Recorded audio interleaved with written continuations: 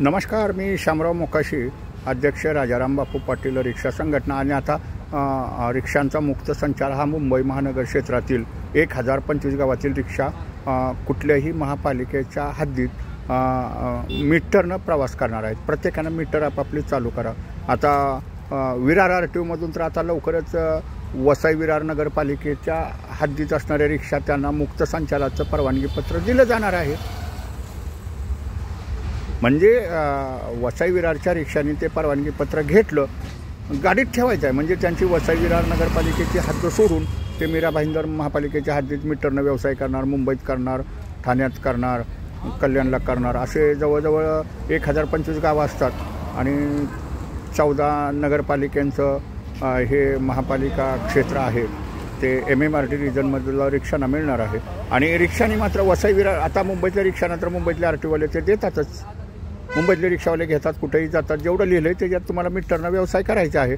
आता वसई विरारच्या रिक्षांना सुद्धा ते बंधनकारक झालेलं आहे परवानगीपत्र।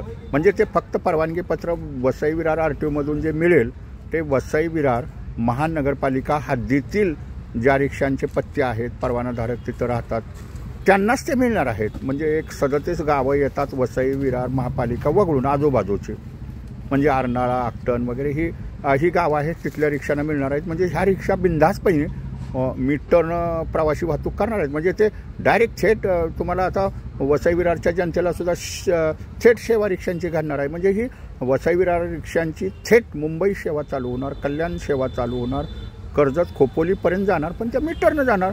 तर वसई विरारच्या रिक्षा चालकांच्यासाठी लवकरच, म्हणजे 1-2 दिवसाचं जातात, त्यांनी परवानगीपत्र चालू करावी लागणार आहेत मुक्त संचाराची।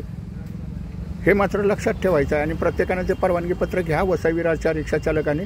आणि मीटरनं जेवढं त्या परवानगीपत्रात लिहिलेलं आहे एरिया, त्या एरियात कुठंही तुमची मीटरनं व्यवसाय करायचे। जर हवालदारांनी तुम्हाला म्हणले की तू मुंबईत कसा काय आलास, मीरा भाईंदर, बघा मला RTOने परमिशन पत्र दिलं आहे, मला मीटरनं व्यवसाय करायला सांगितलेलं आहे। आपापली सर्वांची मीटर चालू ठेवा। आणि वसई विरार नगरपालिकेतील प्रवाशांनी सुद्धा बिनधास्तपैकी रिक्षावाले असतात, चल बाबा परवानगीपत्र घेऊन यायचं, तुझं काम आहे RTOमधनं, आता चल मीटरनं मुंबईला चल, ठाण्याला चल, कुर्ल्याला चल, बोरिवलीला चल, वाशीला चल, नवी मुंबईला चल, कोकण भवनला चल। म्हणजे जी परवानगी त्यात लिहिलेली आहे ते पनवेलपर्यंत जाणार, ते अलिबागपर्यंत रिक्षा जाणार, त्यात लिहिलेलंच आहे स्पष्ट असं। तर वसई विरारच्या रिक्षा टॅक्सी चालकांनी सुद्धा विरार RTOमधनं परवानगीपत्र घेऊन या। आणि प्रवाशांनी सुद्धा आता वसई विरार नगरपालिकेतील हद्दीतील प्रवाशांनी सुद्धा आता थेट रिक्षानं प्रवास केला पाहिजे, मीटरनं प्रवास करायचा आहे त्यांना। जेवढं मीटरमध्ये पैसे दिसतील ते पूर्णांकात त्यांनी द्यायचे आहेत। म्हणजे तुम्ही थेट विरारवरून तुम्ही कल्याणला जाणार आहे, मुंबईत जाणार आहे आणि मीटरनं हा व्यवसाय करायचा आहे। मीटर हे चालूच असतात। हा व्हिडिओ जास्तीत जास्त शेअर करा की जेणेकरून जनतेला जर हा कायदा माहिती पडला तर त्यांना हे होतं, प्रवास सुलभ घडेल, किफायतशीर बी घडेल, थेट प्रवास घडेल। आणि रिक्षा चालकांनी सुद्धा RTO कार्यालयात जाऊन, विरार RTO कार्यालयातून जावं आणि परवानगीपत्र घेऊन या आणि मीटरनं हा व्यवसाय करा। थेट सेवा चालू झालेली आहे। जर तुमचे मीटर बंद असतील तर मग शासनाचे अधिकारी कारवाई करतात, RTOवाले करतात, वाहतूकवाले करतात, पोलीसवाले करतात। हेही लक्षात ठेवा, आपापले पेपर अपडेट ठेवा। आता लवकरच विरार RTOमधून मुक्त संचाराचे परवाने चालू होतील, घेऊन या जावं प्रत्येकानं जाऊन। धन्यवाद।